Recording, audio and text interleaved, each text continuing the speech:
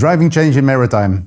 Welcome to the Vodcast. Today I'm going to have a conversation with Veenstra, Professor of Trade and Logistics at the Erasmus University. We'll discuss the complexity of customs and supply chains.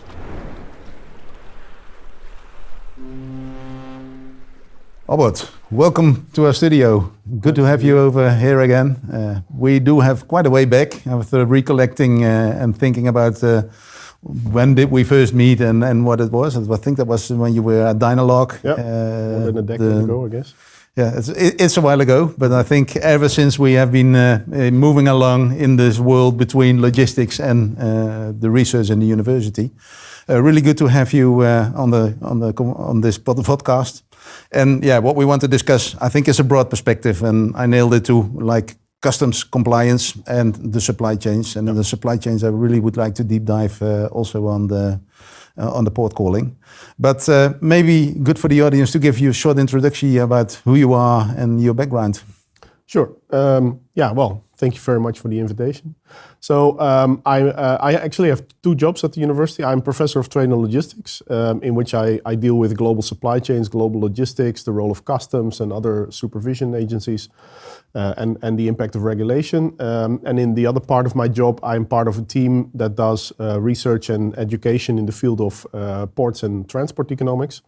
And shipping. So it's a very specialized team that focuses a lot on what happens in the ports in the Netherlands, in Belgium, in activities of port authorities, port regulation, port governance, that sort of issues. And more we are also moving into shipping, because I'm a shipping economist originally. So we are also looking at manning issues. We're doing education in shipping. And as part of all that, I am the academic director of a Master of Science program that we have at the Erasmus University called Maritime Economics and Logistics, where we try to train and educate people from all over the world, from Africa, from Asia, from South America, in the maritime domain. And a lot of these people go back and go work in their country in ministries or in shipping companies or in ports, but a lot of them also stay in the greater Rotterdam area, let's say, and are helping the maritime industries that we have in our part of the world, who are desperately looking for people. So in that sense, I'm really proud we can also have a little bit of a contribution there to promote and develop our maritime industry. Yeah. And yeah, we'll introduce the word complexity basically into the world of shipping. It looks very simple. Basically, if you are walking in the port, you see a vessel coming in and you see going it out.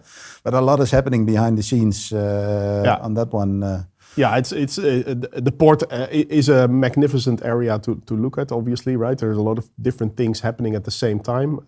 Not everything is complicated, but the combination of it and the way it needs to interact, the way it needs to be coordinated properly, I think makes it a very complex process.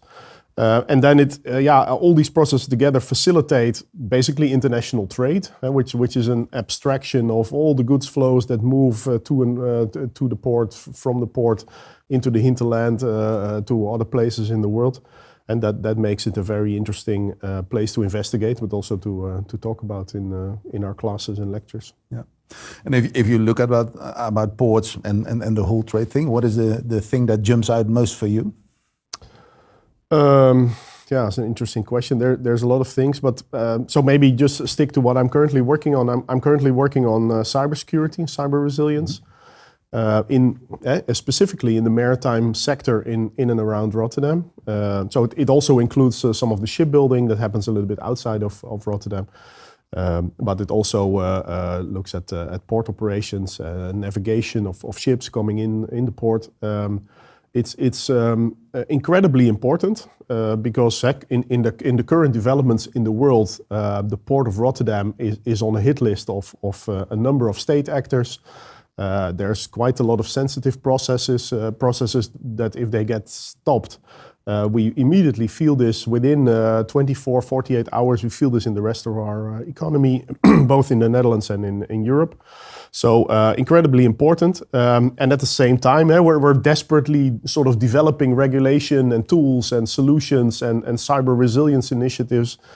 And still we understand very little about how vulnerable we really are what is really happening in terms of even the most simple questions, which sometimes get asked to us when sort of talk about this. So yeah, how many incidents do we actually have? Yeah, that we don't know. Are the incidents increasing? Yeah, I think so, but we don't have hard figures.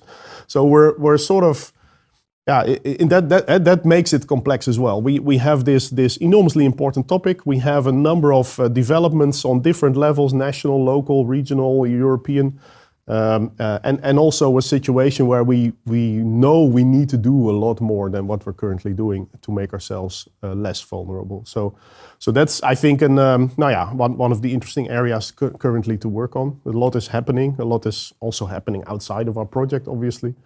It's a nice realization. I never had like collaboration. Of course, that is happening in a port call, up to 28 stakeholders working together. But again, you also become vulnerable. Yeah, so that's in that sense. So I just sort of sketch the state of the art. What is happening at the background of this is ongoing digitalization, of which you with your company are an important part of.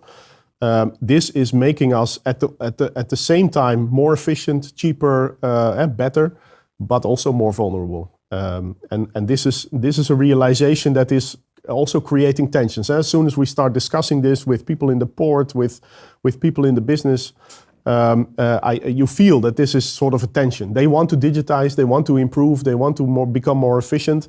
At the same time, they are also concerned as soon as you point this out and say, yeah, but guys, I mean, remote controlled vessels, and that is incredibly sensitive in terms of you have to really design them well to make sure that you don't create cyber vulnerabilities that we currently don't even have.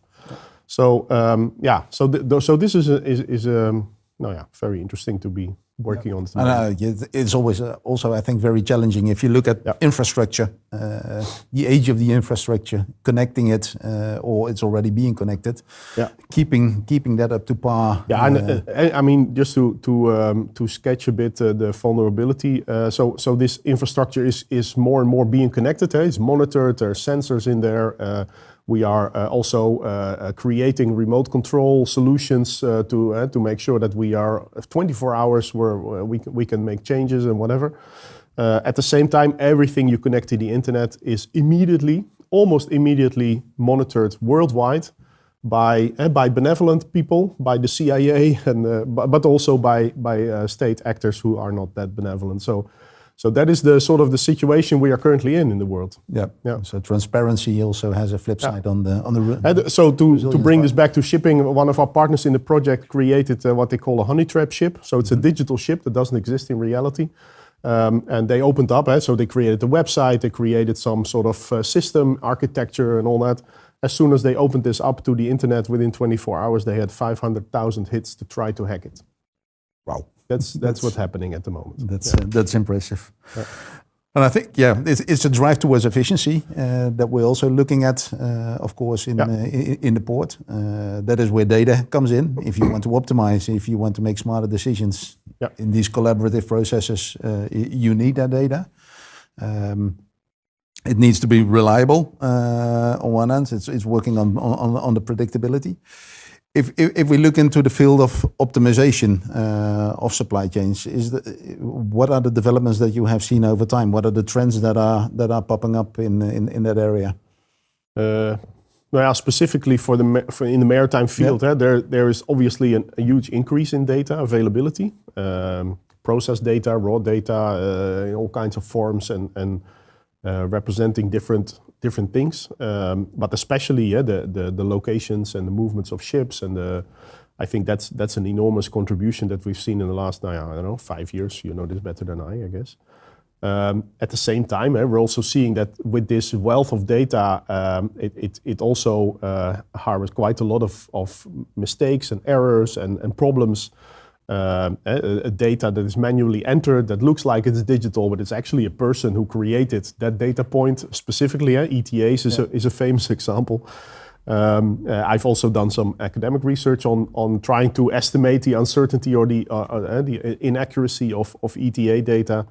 That's an issue. So lots of data, but also lots of problems with that data. And at the same time, we're seeing initiatives all over the place, and we are part of an initiative like that, where we are trying to use this data, nevertheless, to try to improve port operations, port calls, and we have to because we are looking at developments in, let's say, the energy transition where the energy density of all the alternative fuels we're working with for the future is way less than normal heavy fuel oil or diesel. Mm-hmm.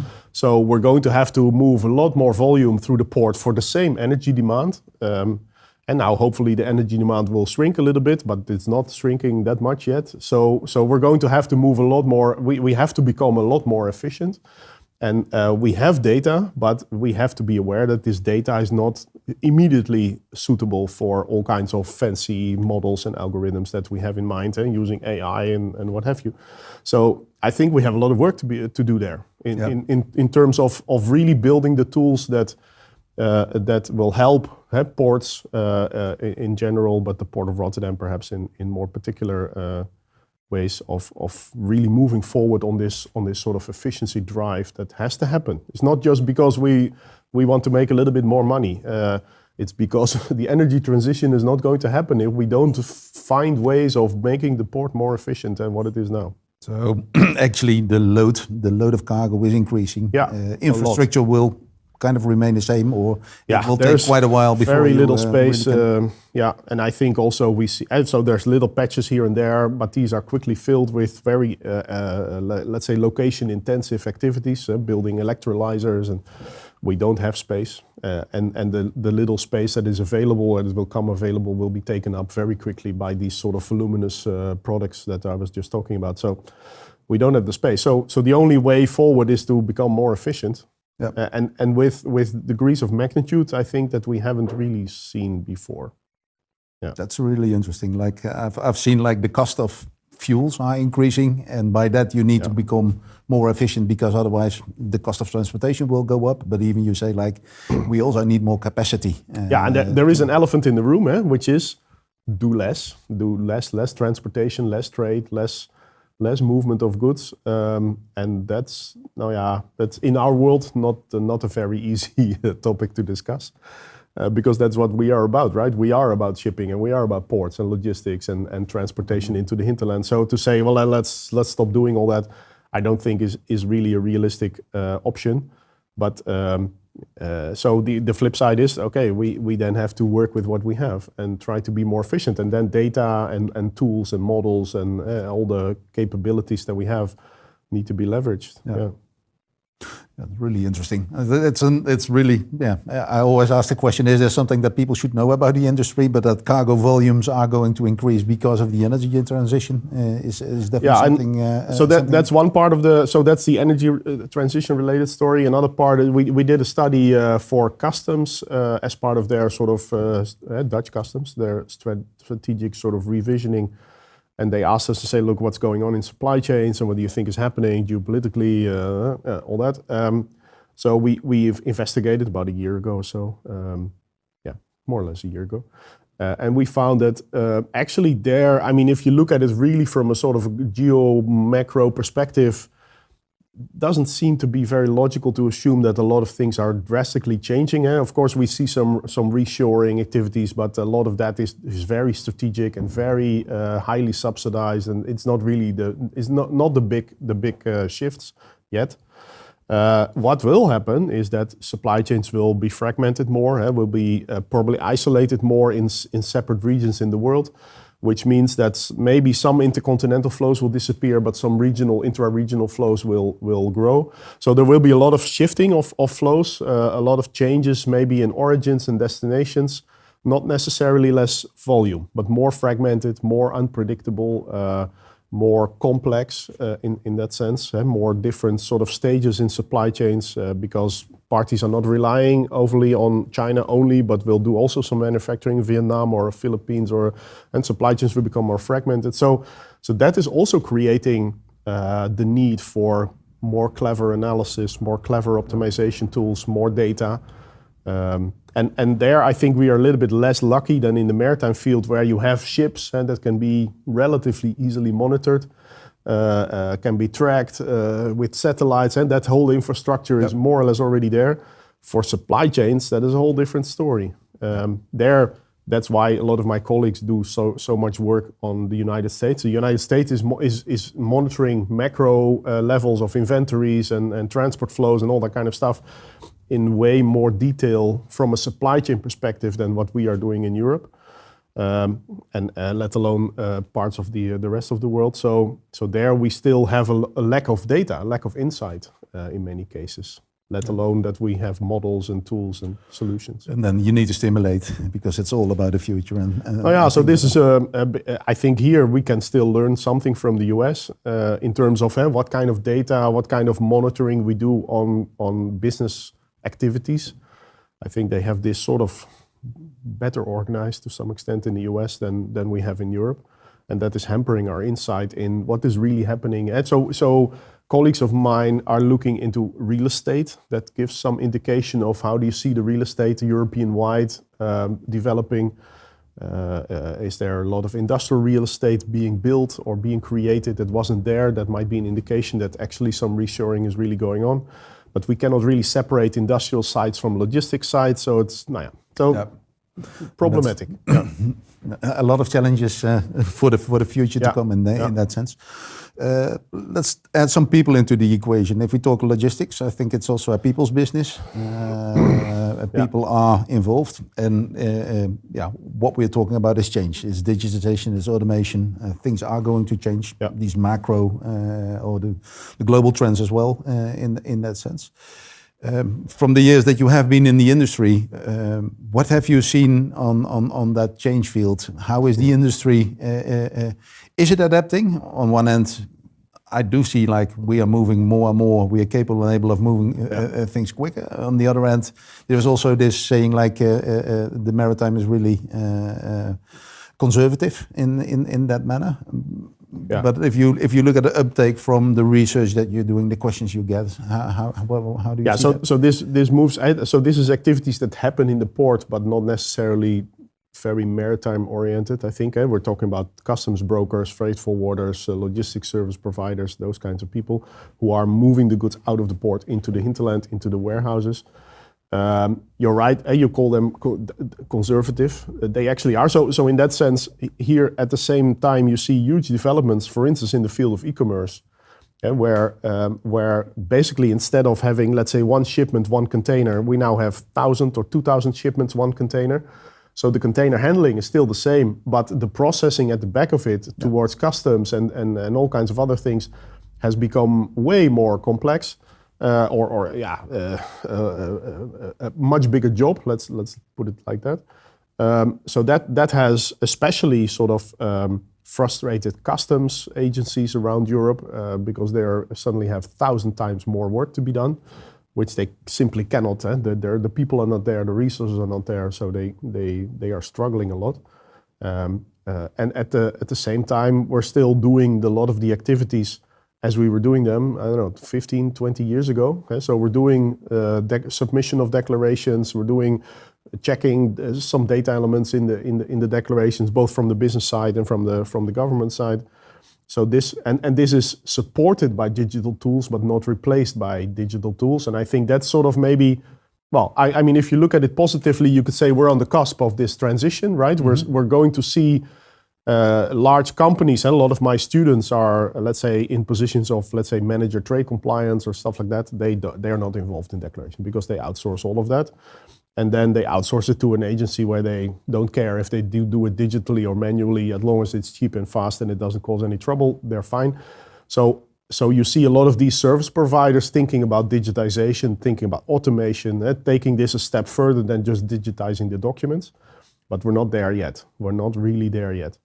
But it may be happening in the next few years. I've actually just had a discussion with one of these bigger companies who are thinking about this, automating the declaration process. That's where we need to go. So that's happening, but it is not that efficient yet, and that means that everybody is struggling with e-commerce, but we're also struggling with a lot of the other flows, and that means that manual labor, but also human knowledge plays a big role in actually doing things efficiently. And that we're seeing people moving out of the business. We're seeing people retiring. We're seeing a lot of this knowledge getting lost. the training infrastructure of which I'm a part of as well, the higher segments, but also sort of for the declarants. That infrastructure is relying on people who are also leaving. So we have a big knowledge management problem going on at the same time. Yeah.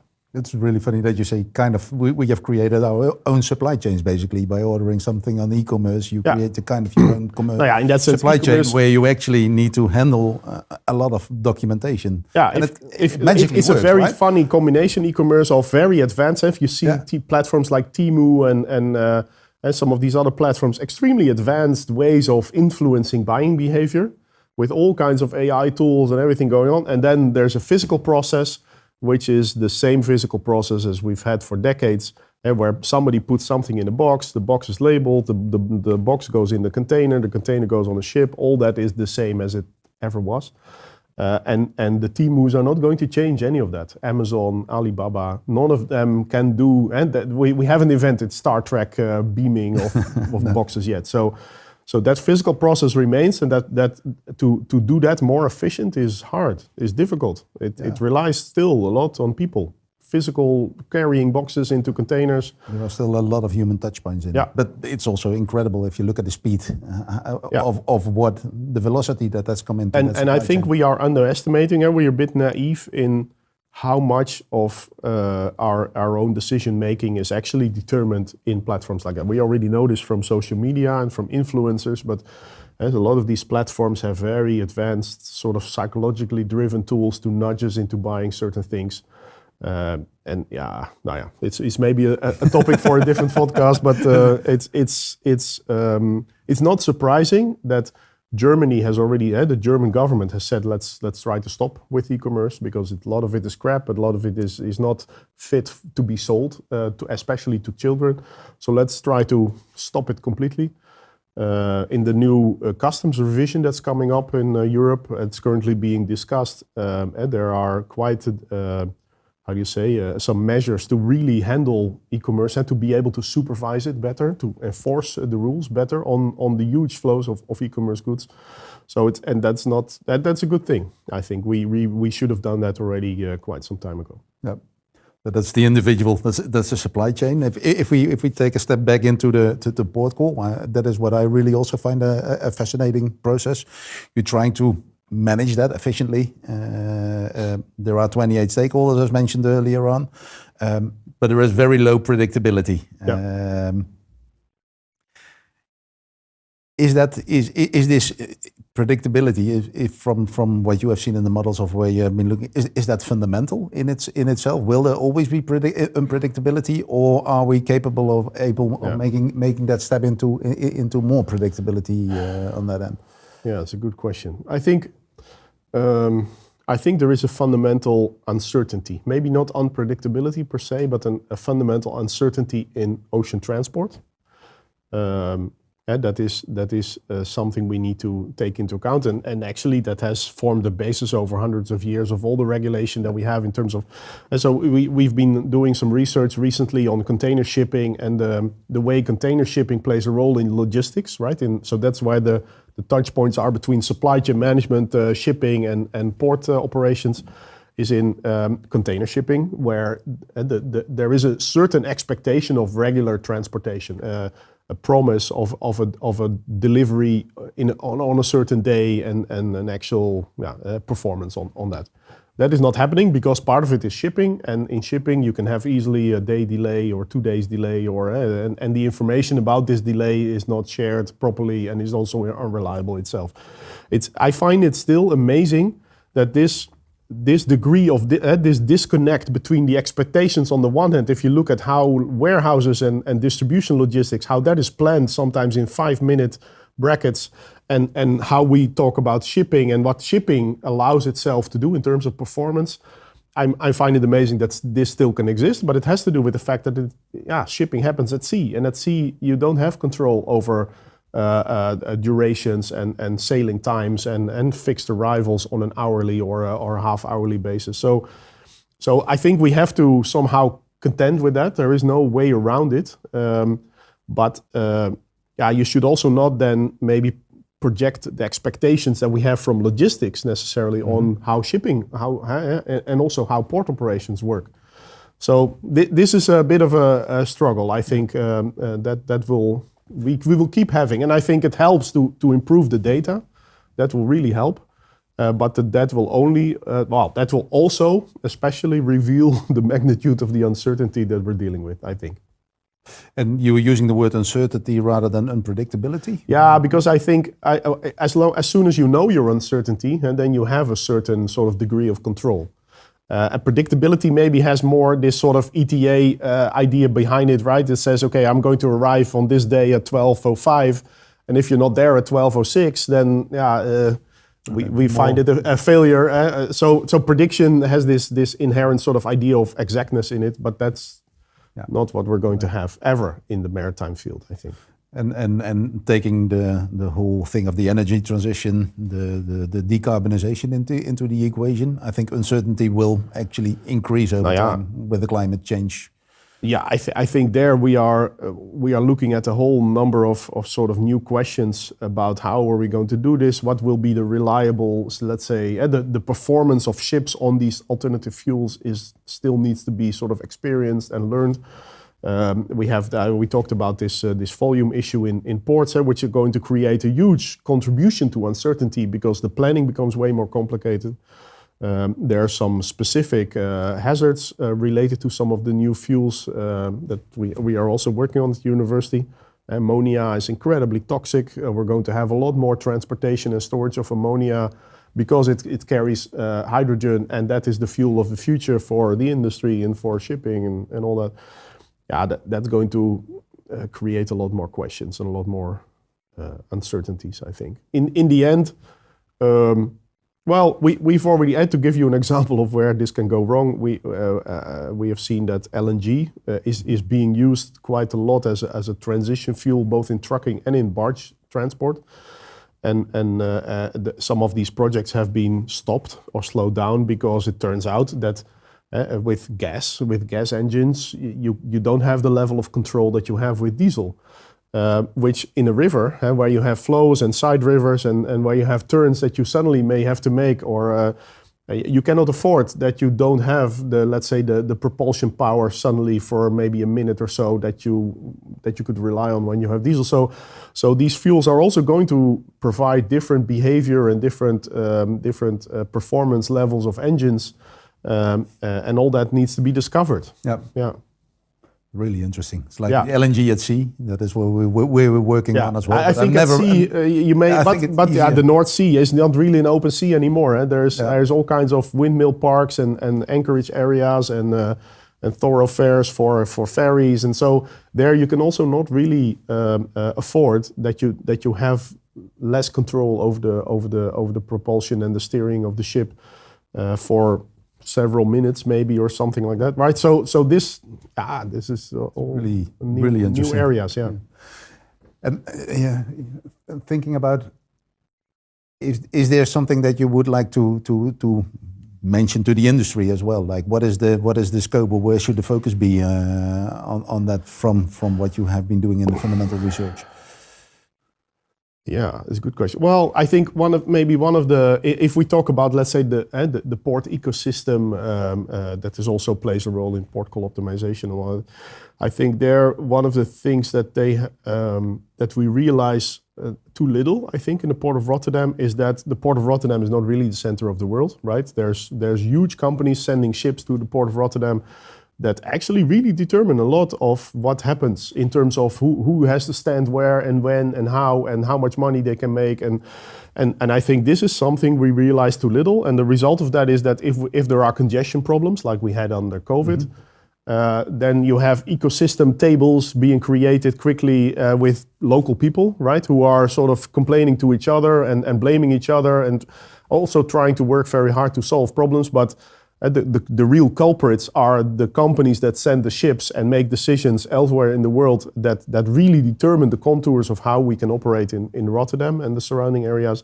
And I think we realize that way too little, that we are only a node in a bigger network of activities, flows of goods, but also operations. And we sometimes try to sort of try to sort of sub-optimize things locally, whereas the real causes of the problem and the real solutions also maybe might be found elsewhere. So this is, I think, one of the main insights we've had revelations, I don't know, it's a heavy word maybe, but things that I thought, this is something we don't realize enough. Another thing is that we have to very, let's say, responsibly need to move on with digitization. And we have to do more than we have done. We have to think better about quality of data.